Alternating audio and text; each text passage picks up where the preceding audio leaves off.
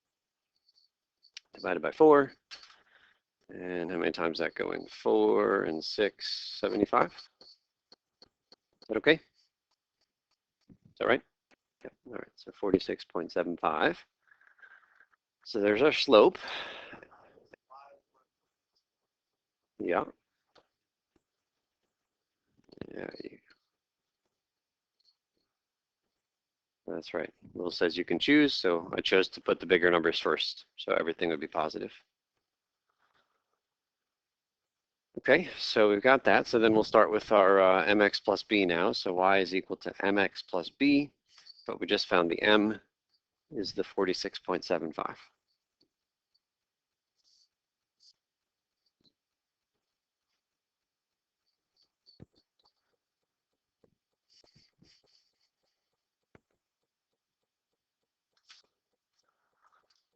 And then how do we find the b? Plug in values. So again, really easy, but really wrong to just say, oh, the b is the y-intercept and the y-intercept is 28. Can't do it. That's not the y-intercept. I mean, if you want to just look and pick an arbitrary y, then you could say the y-intercept is 28, or you could say it's 215, and it definitely can't be two things, so therefore it can't be either one. Right? We got to do work. Okay, so I'll pick the smaller numbers to plug in. So we've got 5 years and 28 million. So we got 28 here, 46.75 times the 5 plus the b.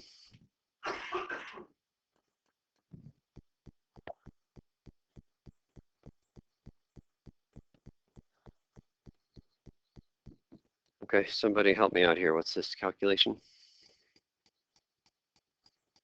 You said 0.75 or 25? 75. Plus the b.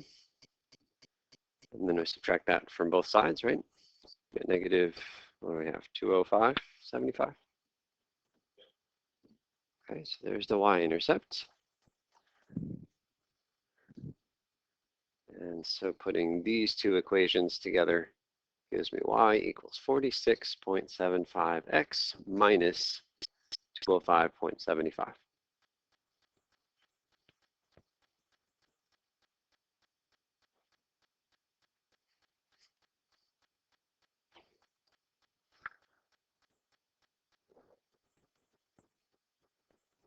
And I just realized that we left something important off of our definitions up at the top for the independent and dependent variable.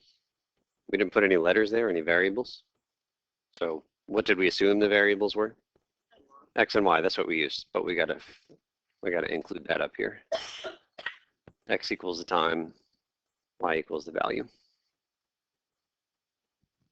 Including those letters accomplishes two things. Number one, makes it clear to you what your letters represent. Number two, makes it clear to the reader, me, what your letters represent. Okay, moving on to part D. Let's go to Christian.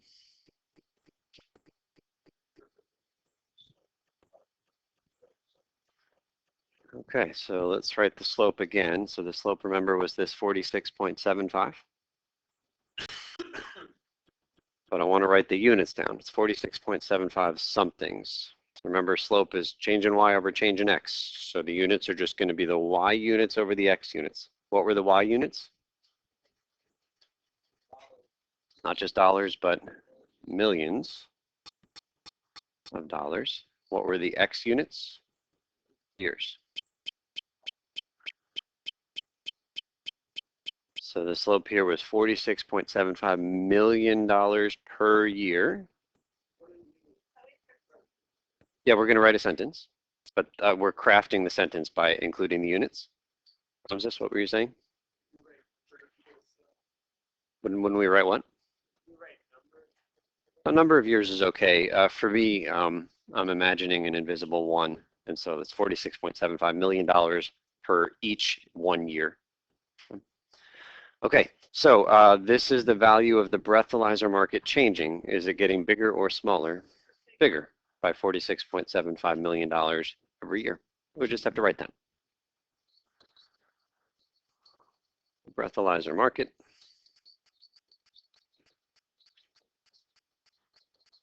is growing by 46 point. $75 million per year.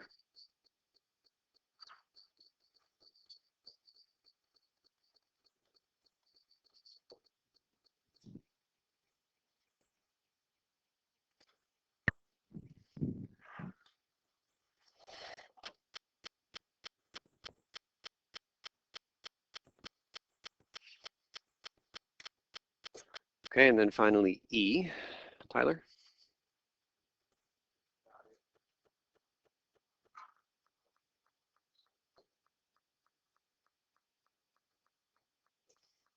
Okay, so the first thing we need is to translate 2015 into an X value for us. Remember, we started the clock in the year 2000, so how many years since then? 15. Is everybody all right saying X equals 15 is what we're supposed to plug in? So we'll plug that into our equation, which is off the screen for me, but you guys have it. So the equation was Y equals 46.75 times X, and then plus the B, which was this minus 205.75. And what are we throwing in there for X? 50. And we'll type it in, which is pretty straightforward. But any questions on the setup here? Getting to that calculation? Okay, who's got the number for us?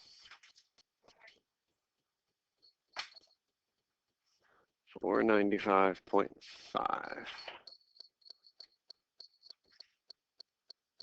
Okay, and so just write a sentence that includes 2015 and 495.5 million.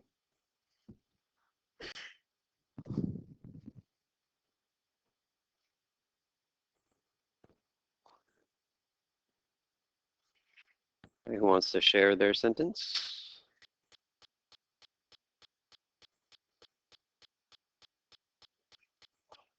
Lucas. I said the breathalyzer market will likely be worth $495.5 million a year. Perfect. Questions on that? Good. Okay, so the activity for this class starts on the next, there's the answer key, so it starts 2 pages away. And let's see how far we can get before we're out of time today. Raise the flag if I can help.